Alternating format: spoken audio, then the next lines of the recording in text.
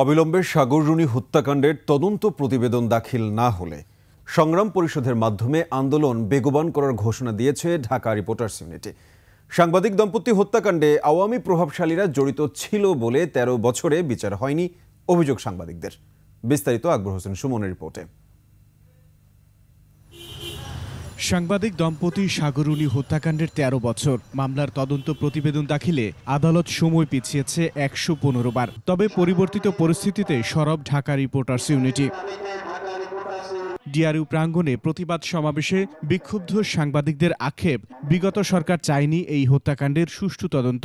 সরকারের প্রধানমন্ত্রী যখন বলে আলামত পাওয়া যাচ্ছে না, আইজির বাপের সাধ্য আছে সেভাবে তদন্ত করা।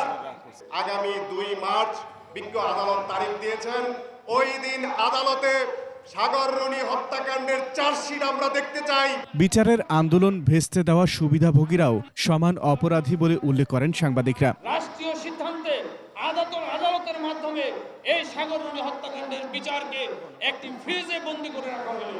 ডেভিল হান্টিং যে প্রক্রিয়াটা শুরু হয়েছে, আমরা সাংবাদিক সমাজ আজকে সেখান থেকে আওয়াজ তুলতে পারি না যে রুনি হত্যাকারীরা একটা ডেভিল।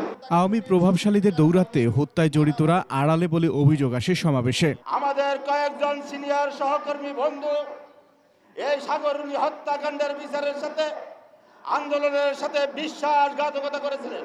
এই হত্যার সাথে আওয়ামী লীগের প্রভাবশালী লোকজন যে জড়িত ছিল তার প্রমাণ হচ্ছে আমরা খুনিদের নাম জানতে পারি না। বিভক্তি থাকলেও বিচার দাবির ঐক্য অটুট রাখার আহ্বান জানান সাংবাদিকরা। দ্রুত তদন্ত শেষ করুন এবং এই হত্যাকাণ্ডের বিচার করুন। আকবর হোসেন সুমন, ২১ টেলিভিশন, ঢাকা।